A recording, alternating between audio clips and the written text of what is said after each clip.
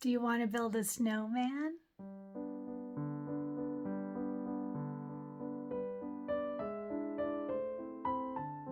Hey everyone, Cristin here, and we are continuing with our Enchanted Winter Quilt with our sponsor Daylily Fabric Shop. So we have done 3 blocks already. Pretty good since we just started a couple days ago. So we have our 2 snowflake blocks done. Remember, we only need 1 required, but from what I'm seeing in the embroidery group, the Cristin Creates group on Facebook, everybody's doing 2. I'm so proud of you. You guys are doing great. And then we did our mittens block. This is so darn cute. Oh my gosh, I love the quilting on it. And I love this string. That is so ingenious, so very creative of Kimberbell. And it was pretty easy to do too. Very fun, very cute. So I'm enjoying seeing everybody's pictures in the Cristin Creates group on Facebook. So today we are going to build a snowman. It's not actually snowman weather yet. It's getting pretty close. I think we hit like 34 degrees in Idaho. That was at night when I was supposed to be sleeping. I don't sleep, but that was the plan. It just didn't work out that way. So it is getting colder, but we actually had a couple of really nice days with sun. So definitely no snowmen yet, but we can do a snowman on our quilt. So today we are going to do the snowman. So grab your packet if you made packets.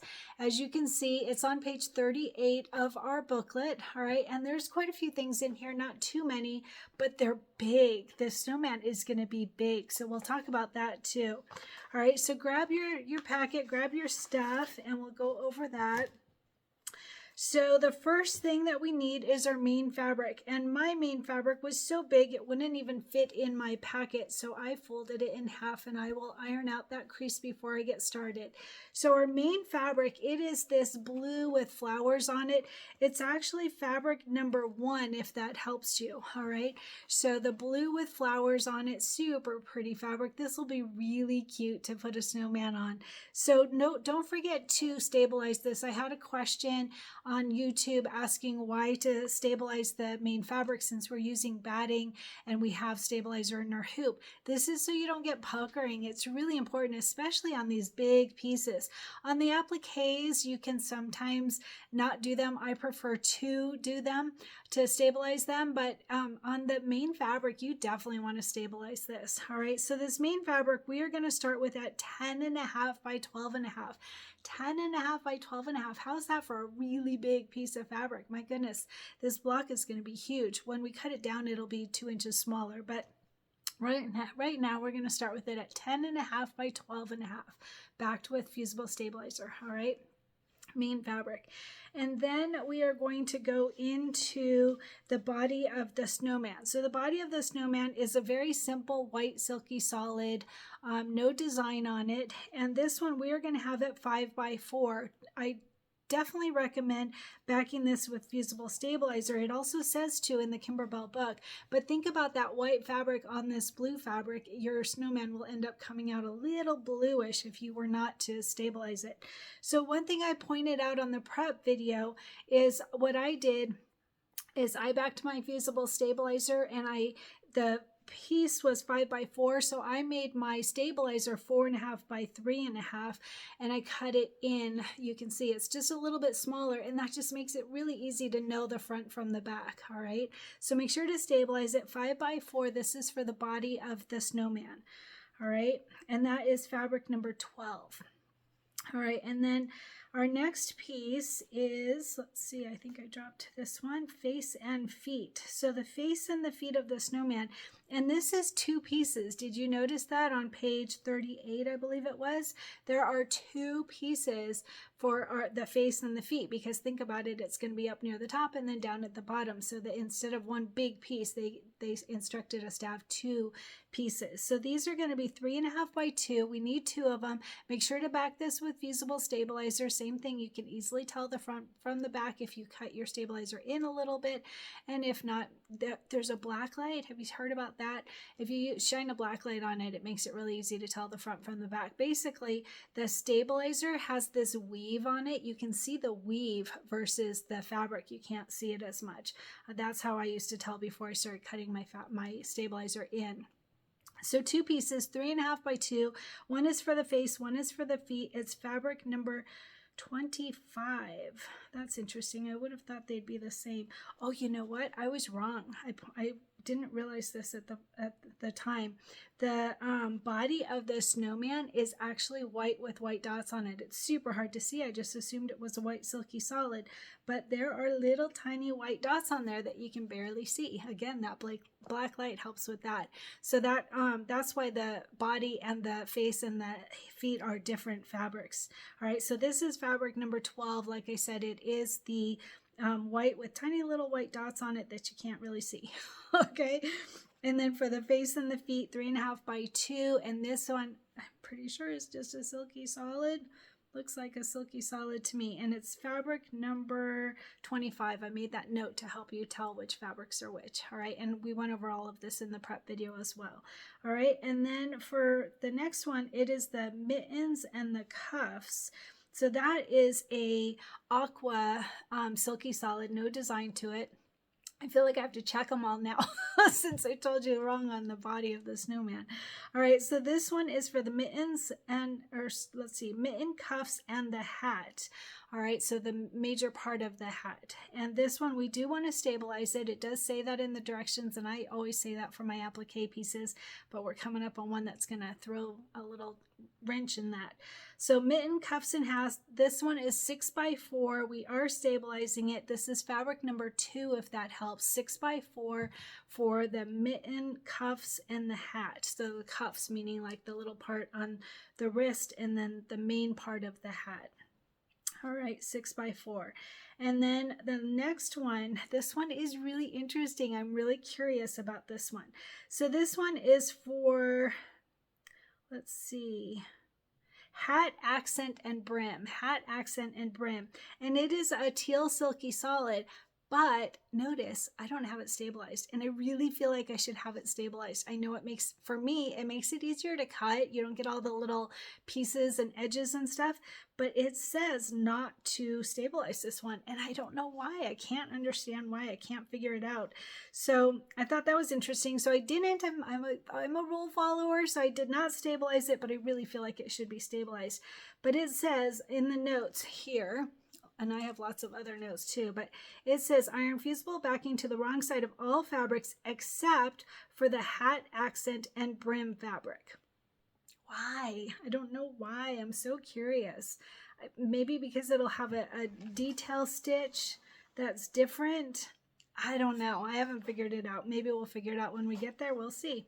But anyway, so it's the teal fabric. It is fabric number, let's see, hat, accent, and brim. This is fabric number 9, all right, and this one we are going to have it be 3.5 by 3. 3.5 by 3, not stabilized. I don't know why. Weird. I thought that they would make it so we don't stabilize the scarf, but we do, because it didn't say that, and it says all fabrics except for the hat and the brim. Weird, weird, weird. All right, so again, 3.5 by 3 on this one, fabric number 9, a little teal silky solid. All right, and then we have that really pretty knit. So this comes in your embellishment kit. If you didn't find it in your fabrics, it's because it's part of the embellishment kit, and you can see it's a knit fabric. And I did stabilize it because it does not say not to. So I did stabilize it with a fusible stabilizer on the back of it. So dark blue knit fabric scarf for the scarf and the mittens, and this one is 6.5 by 6.5.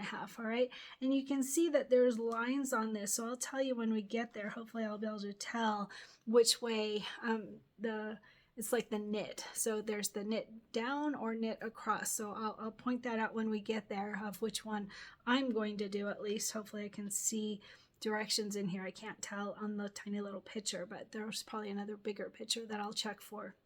6.5 by 6.5, and again, I did stabilize mine. All right, this is for the knit fabric. It's in the embellishment kit, and we are going to need our wash away topping today too. I assume it's going to go over the scarf. I can't imagine why it would go over the hat, but I think it'll go over the scarf, and I'll tell you when we get there. All right, so we're going to need that. It does say 6.5 by 6.5 for the wash away topping, so that pretty much tells me it's going to go over the scarf because that's the size of the scarf fabric. All right, and then we have our batting. So big piece of batting today. All right, this batting is going to be 9 by 11.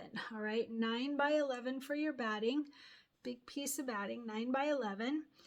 All right, and that's all the fabrics that we need. And then we are going to quilt this. So we are going to use Quilting Design Winter 7. Is that the one we used on the mittens? Because the mittens were so pretty. Oh my goodness, I wonder if it's the same one. I'm checking real quick. I didn't think of that before I don't know. Maybe it's later.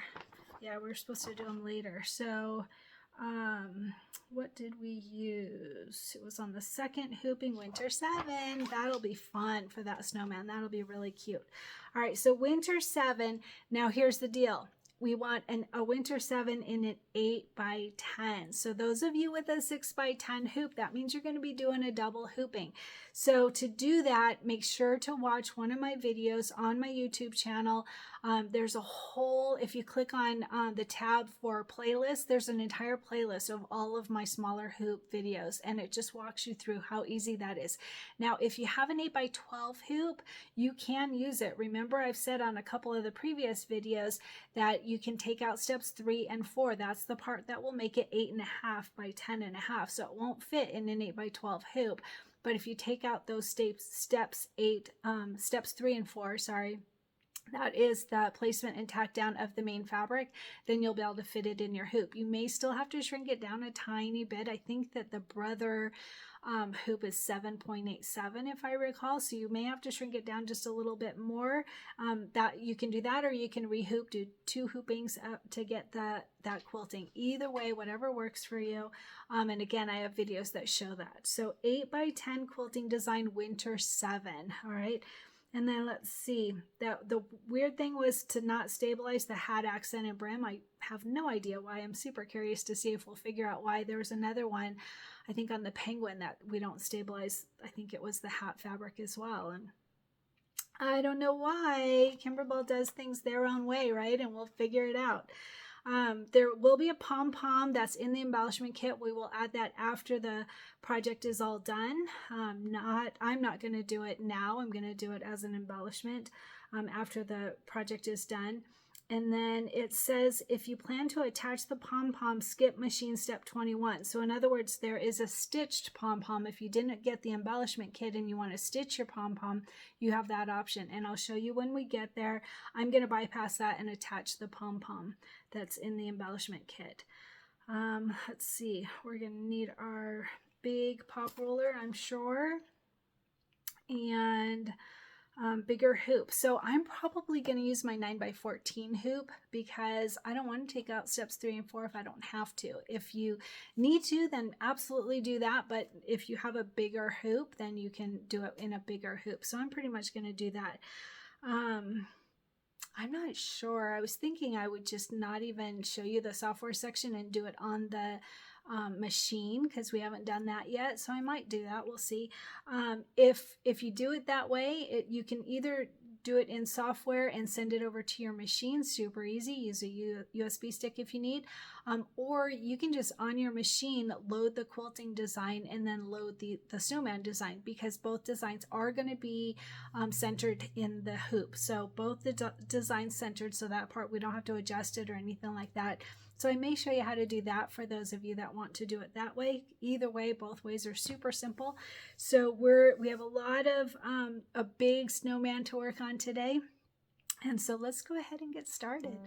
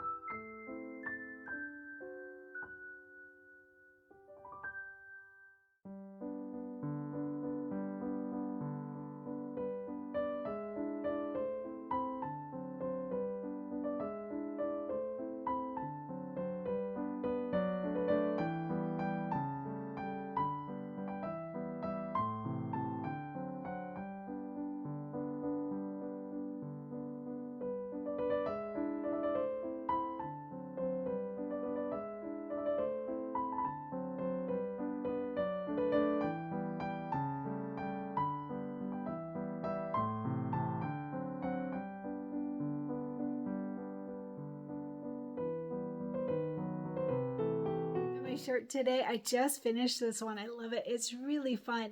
So I wore my Enchanted Winter sweater to church the other day, and somebody told me it's not winter yet. I'm like, you don't know how hard I worked on this sweater. I don't care what season it is. I'm wearing it. But so I made one that is just for fall. So I found this pumpkin design on Etsy, and oh my gosh, it's so pretty. And I have to tell you, this is the highest stitch count of anything I've made before, at least for clothing, maybe for anything at all. It was like 61,000 stitches. So lots of stitching. And the fun thing was, is I got to see using my technique with the stabilizer on the inside of my sweater and using tearaway in my hoop. I got to check it on a 61,000 stitch count, and it came out beautifully, absolutely perfectly. No puckering, no problems, nothing whatsoever. I did add an extra layer of tearaway stabilizer under the hoop to get some extra tearaway, and it was interesting, I'll tell you, with all the stitch count. I take tweezers, like I showed in my shirt video. I take tweezers and I get out all the extra tearaway, the excess, and in between all the stitching, it took some time, I'll tell you, but it was really fun. I added the wording. I will add information underneath this video of where I found the design on Etsy. And like I said, I did add the wording, and the sweater. I love this one. I love this sweater. I have it now in hot pink, gray. What was the color? Lavender that I wore in the last video. It's that same sweater. I really like this one. My stomach's growling. Can you hear it? Oh my gosh, I need dinner. Anyway, so I really like this sweater a lot. It's super comfortable. So I will add that to my Amazon storefront right here. There's several different colors. I think I have it in teal also from last year, not from this year, but anyway, fun one. So it looks like I'm wearing a shirt underneath. I have to tell you, it's a bra. Isn't that really funny? It's a bra with a what do you call it? I don't know. Anyway, so I thought that was really fun to be able to wear. I don't have to wear two shirts because it's not quite warm enough for a shirt and a sweater. And it's a bra that has a little lapel on it. I thought that was pretty cool.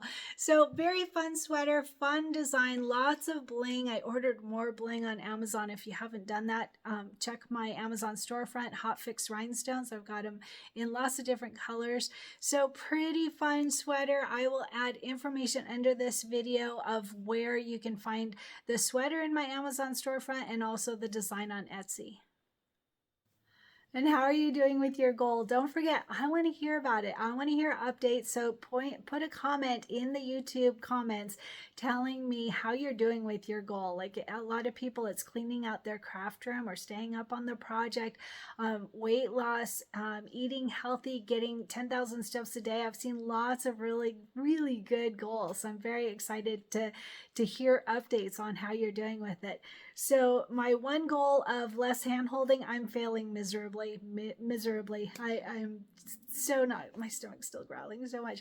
I'm not doing well at it. It's hard because I want to be helpful, and yet I, 1% show, I can't do all the things. So I put all the information in the video. So all I can ask is that you guys watch the videos before you ask questions, and hopefully we'll just get into a rhythm as this quilt continues, because so far I'm failing terribly at it, but at doing less, letting you guys take the reins and run with it when you've got all the information. So that part I'm failing at, but I hope to do better.